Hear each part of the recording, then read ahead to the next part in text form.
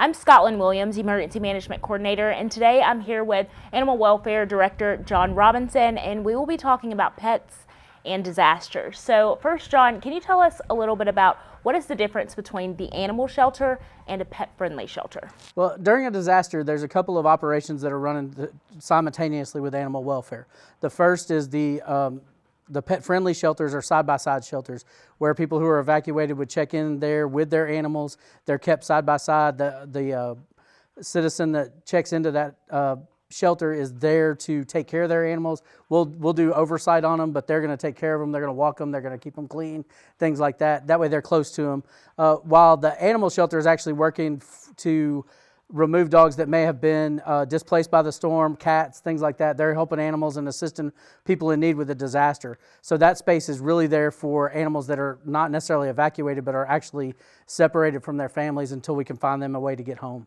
Yeah, and so if I am going to a pet-friendly shelter, what do I need to take care of my dog? If I'm evacuating, what do I need to take care of my dog? What we ask you to do is bring a week's worth of supplies with you to the pet-friendly shelter.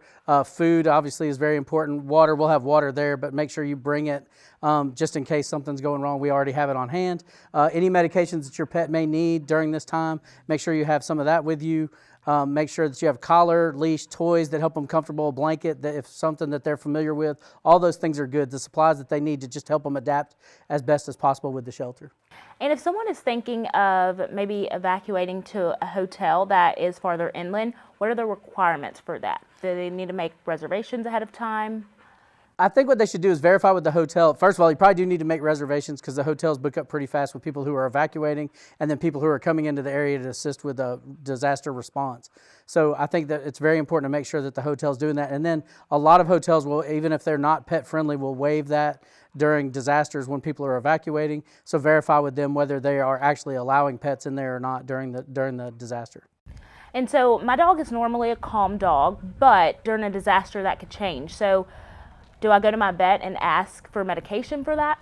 Yeah, I think it's a good idea to reach out to your vet and before the storm hits or before anything that might be real challenging like that. We do it a lot. We have to deal with a lot of animals that come into the shelter facility just as strays that are stressed because the environment's different. Everything's a little bit, the area's changed and everything around them is different. They're around a lot of dogs they're not used to, that kind of thing. So it's the same during an evacuation. It's stressful, the family's stressed, they can sense all those things. So talking to your vet about things that might help with that, keep them calm, whether that's medication, supplements, or just some techniques that you can use to help adapt would be all things that I think are a good idea. Well, thank you. Again, this is Animal Welfare Director John Robinson, and if you need any more information, you can visit our website at myscambia.com.